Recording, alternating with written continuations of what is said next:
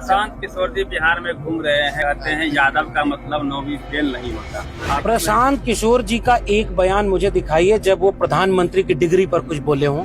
इस देश के प्रधानमंत्री का डिग्री का पता ही नहीं कि वो इंटायर पॉलिटिकल साइंस, जहाँ मैं दिल्ली विश्वविद्यालय में 14 साल पढ़ाया हूँ, जिस समय वो फॉन्ट नहीं आया था उस समय की उनकी डिग्री है।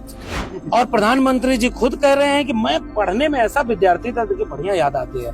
मैं देख के नहीं पढ़ता था, मेरा मेमोरी फोटोजेनिक था, मैं ऐसे देख के ऐसे फोटो खींच लेता था। प्रशांत किशोर जी एक बार बोले मोदी जी के ऊपर। प्रशांत किशोर जी बताएंगे अमित शाह की डिग्री क्या है, बताएं स्मृति ईरानी की डिग्री क्या है, जितने लोग ये वहां पहुंचे, और योगी आदित्यनाथ जी की डिग्री क्या है। हाँ। आप बहुत सारे बहरूपिये घूमेंगे, ईमानदारी से उनको पहचानना जरूरी है, नहीं तो धोखा हो जाएगा। कि बहुत दिनों तक यूपी बिहार में कहा गया कि यादव सबसे ज्यादा जगह घेर लिए। मैं शुक्रिया अदा करूंगा बिहार के महागठबंधन की सरकार को, जाति जनगणना कराई, कहा जिसकी आबादी 14% से ज्यादा उसको नौकरी 1.5% नहीं। कौन किसका हक खाया? तो कुछ लोगों को मानसिक बीमारी है, वो इसलिए है कि जो लड़ता हुआ नजर आए, जिसकी आबादी ज्यादा हो, उसी को विलन बना दो। तो भाई को भाई से लड़ा दो। आपका दुश्मन आपके घर में पैदा कर दिया, तो असली दुश्मन से ध्यान हट जाएगा। बिहार में आके अमित शाह जी कहते हैं कि जाति जनगणना तब हुई जब बीजेपी अलायंस में था, पास हुआ था तब यूपी। अब बनारस पटना से जब लौटते हो तो लखनऊ पड़ता है ना बीच में, तो यूपी का नहीं करा रहे जाती है, दिल्ली में का नहीं करा रहे। ये सारे लोग वंचित शोषित बहुजनों की, पहली पीढ़ी की बच्चों के भविष्य को बर्बाद कर रहे हैं, पूरे देश को निजी हाथों में बेच रहे हैं, आरक्षण को खत्म कर रहे हैं लेटरल एंट्री के जरिए, इलेक्टोरल बॉन्ड से चंदा ले रहे हैं। और पूरे देश में इतना कुलपति है, कितना यादव कुलपति है, कितना एसपी जज कितने हैं, इसका आंकड़ा देश को बताओ ना। प्रशांत किशोर जी बिहार में घूम रहे हैं, कहते हैं यादव का मतलब 9वीं फेल नहीं होता। आप भी यादव हैं, आप प्रोफेसर हैं, तो पूरे यादव को इस तरह से। प्रशांत किशोर जी का एक बयान मुझे दिखाइए जब वो प्रधानमंत्री की डिग्री पर कुछ बोले हों। इस देश के प्रधानमंत्री का डिग्री का पता ही नहीं कि वो इंटायर पॉलिटिकल साइंस, जहाँ मैं दिल्ली विश्वविद्यालय में 14 साल पढ़ाया हूँ, जिस समय वो फॉन्ट नहीं आया था उस समय की उनकी डिग्री है। और प्रधानमंत्री जी खुद कह रहे हैं कि मैं पढ़ने में ऐसा विद्यार्थी था, देखिए बढ़िया याद आती है। मैं देख के नहीं पढ़ता था, मेरा मेमोरी फोटोजेनिक था, मैं ऐसे देख के ऐसे फोटो खींच लेता था। प्रशांत किशोर जी एक बार बोले मोदी जी के ऊपर। प्रशांत किशोर जी बताएंगे अमित शाह की डिग्री क्या है, बताएं स्मृति ईरानी की डिग्री क्या है, जितने लोग ये वहां पहुंचे, और योगी आदित्यनाथ जी की डिग्री क्या है। हाँ। आप बहुत सारे बहरूपिये घूमेंगे, ईमानदारी से उनको पहचानना जरूरी है, नहीं तो धोखा हो जाएगा। धोखा खाने के लिए बहुजन समाज, ये तो बाबू जगदेव प्रसाद की जमीन है, बिहार सामाजिक न्याय की जमीन है। मुझे लग रहा है कि इस देश का समाज, बहुजन समाज, अब इतना, एक जमाने में लोग मूर्ख समझते थे, अब मूर्ख नहीं है, मूर्ख बनाएगा।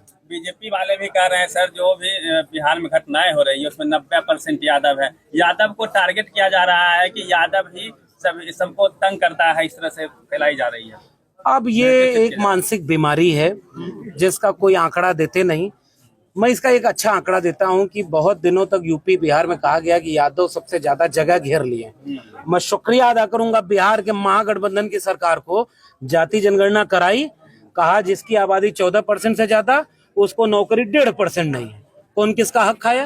तो कुछ लोगों को मानसिक बीमारी है, वो इसलिए है कि जो लड़ता हुआ नजर आए, जिसकी आबादी ज्यादा हो, उसी को विलन बना दो। तो भाई को भाई से लड़ा दो। आपका दुश्मन आपके घर में पैदा कर दिया, तो असली दुश्मन से ध्यान हट जाएगा। इसलिए इस साजिश को समझना होगा। देखिए हमारे घर में कोई झगड़ा होगा तो हम लोग आपस में बैठ कर सुलझा लेंगे।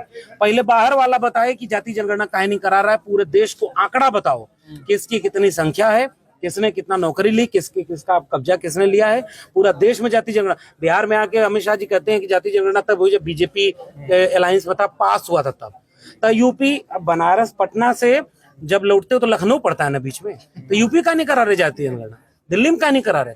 ये सारे लोग वंचित शोषित बहुजनों की, पहली पीढ़ी की बच्चों के भविष्य को बर्बाद कर रहे हैं, पूरे देश को निजी हाथों में बेच रहे हैं, आरक्षण को खत्म कर रहे हैं लेटरल एंट्री के जरिए, इलेक्टोरल बॉन्ड से चंदा ले रहे हैं।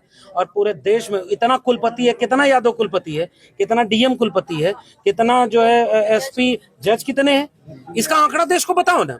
अगर जिसका आबादी से ज्यादा होगा फिर उसको आरक्षण से बाहर कर देना। लेकिन पहले आबादी के से ज्यादा किसका है ये आंकड़ा तो पता चले।